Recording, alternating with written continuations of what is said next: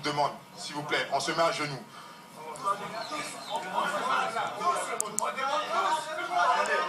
Pardonnez. Pardonnez. Pardonnez. What if I told you that a footballer once dropped to his knees on live television and begged for his country to stop killing each other? That he looked into the camera, surrounded by his teammates, and pleaded with soldiers to lay down their weapons?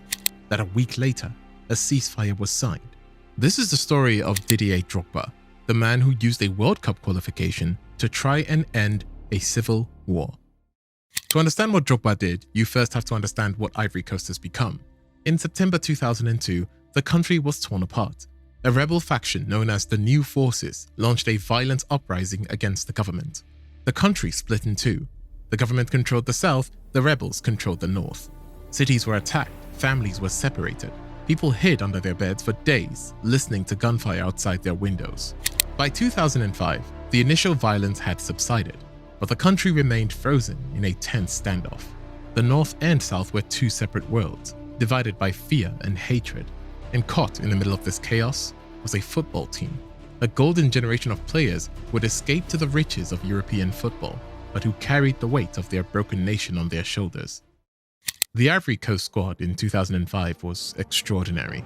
Kolo Touré at Arsenal, Emmanuel Eboué at Arsenal, Didier Zokora in the Premier League, a young Yaya Touré waiting in the wings, and leading them all, the most expensive striker in English football history at the time, Didier Drogba.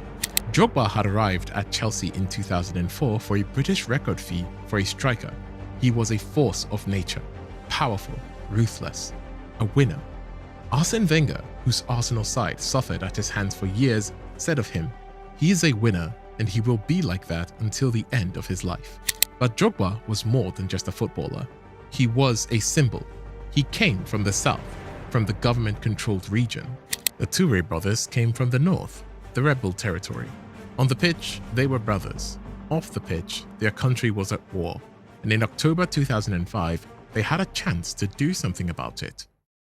October 8th, 2005. The Al Merreikh Stadium in Omdurman, Sudan. Ivory Coast needed to beat Sudan and hoped that Cameroon failed to beat Egypt. If both results went their way, they would qualify for the World Cup for the first time in their history. The game against Sudan was straightforward.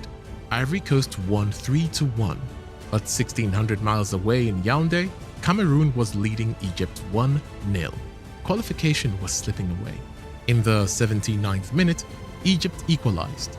The Ivorian players huddled around a radio on the pitch, held their breath. Then, in the 94th minute, Cameroon was awarded a penalty. This was it. The dream was over. Pierre Wome stepped up to take the kick. He struck it hard, and it crashed against the post. On the other side of the continent, the Ivorian players erupted. They had done it. For the first time in their history, they were going to the World Cup. Back home, the entire country celebrated. North and South, government and rebels. For one night, the war was forgotten, but Drogba knew this moment was bigger than football. He knew the cameras were watching. He knew the whole country was listening. And he had a message. In the cramped dressing room of the Al Merreikh Stadium, a television camera was ushered in. The players gathered arms draped over each other's shoulders. Drogba stood in the center, microphone in hand, and then he spoke. Men and women of Ivory Coast, he began. From the north, south, center, and west, we proved today that all Ivorians can coexist and play together with a shared aim. We promised you that the celebrations would unite the people. Today, we beg you on our knees. On cue, every player in the room dropped to their knees. The one country in Africa with so many riches must not descend into war. Please, lay down your weapons. Hold elections. The clip is barely a minute long. It ends with the players rising to their feet singing, "We want to have fun, so stop firing your guns." It was raw, it was unrehearsed. It was a group of young men at the peak of their fame, using the only platform they had to beg their country to stop destroying itself. The video played on repeat across Ivory Coast, on every television, in every home, in the north and the south, and something began to shift. In the weeks and months that followed, both sides moved closer to the negotiating table. A ceasefire was signed. The war did not end overnight, but the bleeding stopped.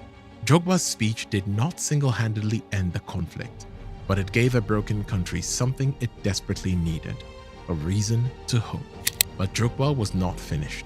In 2007, he made an announcement that stunned the nation. Ivory Coast's next home game against Madagascar would not be played in the capital, Abidjan. It would be played in Bouaké, the rebel capital, the symbolic heart of the north, a place no government official had set foot in for years. Drogba, a man from the south, was bringing the national team to the enemy's doorstep. June 3rd, 2007. The stadium in Bouaké was electric. Government soldiers and rebel fighters sat side by side, trading football chants instead of bullets. The atmosphere was, in the words of one journalist who was there, completely bonkers. On the pitch, Ivory Coast was ruthless. They scored 4 goals in the first 85 minutes, and then, with 5 minutes to go, the stage was set for the only ending the story could have. A long ball dropped over the defense. Drogba controlled it, rounded the goalkeeper, and slid the ball into an empty net. The stadium exploded. Drogba sprinted along the running track, fans and players streaming behind him, all while above him, in the stands, former enemies celebrated together. The final whistle brought thousands of fans onto the pitch. Security guards formed a protective ring around the players, especially Drogba. He was more than a footballer now. He was a symbol of what their country could be. The peace did not last forever. In 2010, disputed elections sparkled another wave of violence that killed 3,000 people. The scars of the civil war run deep, and they have not been fully healed. But that does not diminish what Drogba and his teammates achieved. For 2 brief shining moments, they reminded a divided nation that unity was possible, that the North and South could stand together, that a footballer on his knees in a dressing room in Sudan could change the course of history. Drogba retired in 2018 with 4 Premier League titles, 4 FA Cups, and a Champions League medal. He is one of the greatest African footballers of all time, but his greatest achievement was not on a football pitch. It was in a cramped dressing room with a microphone in his hand, begging his country to choose peace. And they listened.